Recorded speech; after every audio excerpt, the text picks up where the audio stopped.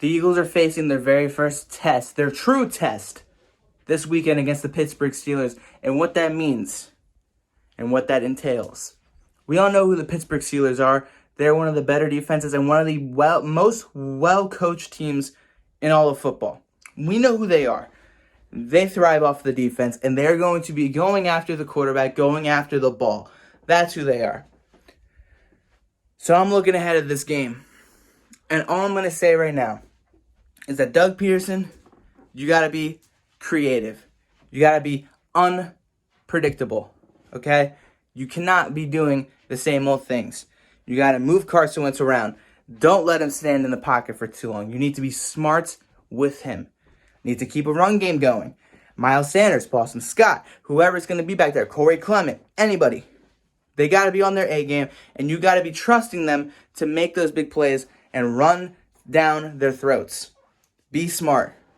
Watch out. Don't make any turnovers. They got Joe Hayden and Minka Fitzpatrick, who are ball hogs, man. They are aggressive players who are going to go after the ball. Same with players like TJ Watt. You got to be smart.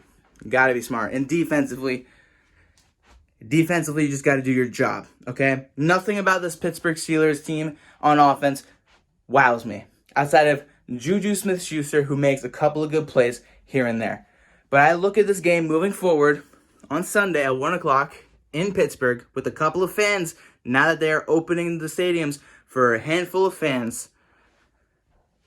The Eagles got to be on their A game. The Eagles have to be smart. The Eagles have to do exactly what we've been saying them to do ever since the season started. Unpredictable. Creativity. Doug and all the offensive masterminds over there. Masterminds, right? No more tight end screens. No more wide receiver screens. No more dink and dunks.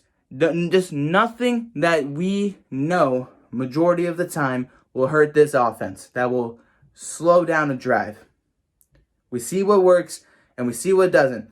It doesn't matter who's catching the football. Whether it's J.J. Arcega-Whiteside or Deshaun Jackson returning, or if it's Travis Fulgham and Greg Ward. It doesn't matter. You guys have to make a game plan that works for everybody, especially the quarterback.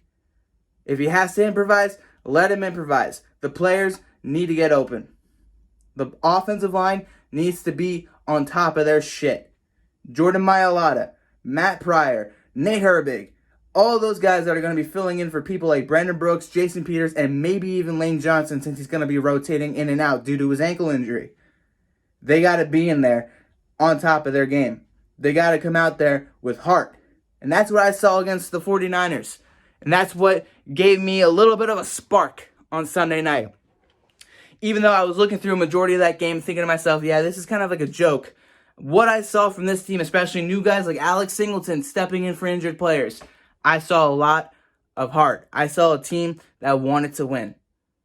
And we got to see that team again against Pittsburgh. One of the best teams in the AFC. One of the well-coached teams in all of football. Mike Tomlin, Doug Peterson, you got to figure out how to outcoach him. Carson Wentz, you got to figure out how to outduel Ben Roethlisberger. No idiotic mistakes.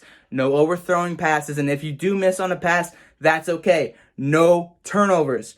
Don't put the ball on the ground. Don't throw the ball to any defender. Don't put it in any harm's way whatsoever. If you got to tuck and run or even take a sack, that's fine. No turnovers. Do I think the Eagles will win this game? I'll talk about that tomorrow because I still got to think about it.